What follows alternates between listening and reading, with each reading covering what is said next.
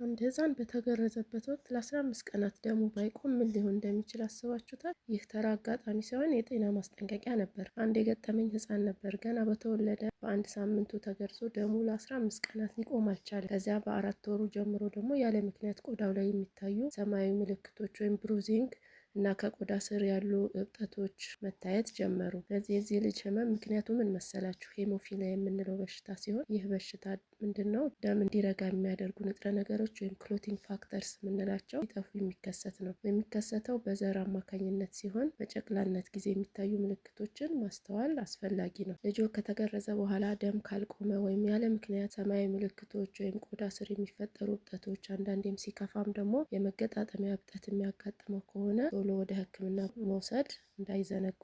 ይህ መረጃ ጠቃሚ ሊሆን ስለሚችል ሼር እና ኮፒ ሊንክ ማድረግ እንዳትረሱ። አመሰግናለሁ። ዶክተር ካሚላ ኡመር እባላለሁ፣ የህፃናት ህክምና ስፔሻሊስት። አንድ ህፃን በተገረዘበት ወቅት ለ15 ቀናት ደሙ ባይቆም ምን ሊሆን እንደሚችል አስባችሁታል? ይህ ተራ አጋጣሚ ሳይሆን የጤና ማስጠንቀቂያ ነበር። አንድ የገጠመኝ ህፃን ነበር። ገና በተወለደ በአንድ ሳምንቱ ተገርዞ ደሙ ለ15 ቀናት ሊቆም አልቻለም። ከዚያ በ4 ወሩ ጀምሮ ደግሞ ያለ ምክንያት ቆዳው ላይ የሚታዩ ሰማያዊ ምልክቶች ወይም ብሩዚንግ እና ከቆዳ ስር ያሉ እብጠቶች መታየት ጀመሩ። ስለዚህ የዚህ ልጅ ህመም ምክንያቱ ምን መሰላችሁ? ሄሞፊሊያ የምንለው በሽታ ሲሆን ይህ በሽታ ምንድን ነው? ደም እንዲረጋ የሚያደርጉ ንጥረ ነገሮች ወይም ክሎቲንግ ፋክተርስ የምንላቸው ሲጠፉ የሚከሰት ነው። የሚከሰተው በዘር አማካኝነት ሲሆን በጨቅላነት ጊዜ የሚታዩ ምልክቶችን ማስተዋል አስፈላጊ ነው። ልጆ ከተገረዘ በኋላ ደም ካልቆመ ወይም ያለ ምክንያት ሰማያዊ ምልክቶች ወይም ቆዳ ስር የሚፈጠሩ እብጠቶች፣ አንዳንዴም ሲከፋም ደግሞ የመገጣጠሚያ እብጠት የሚያጋጥመው ከሆነ ቶሎ ወደ ሕክምና መውሰድ እንዳይዘነጉ።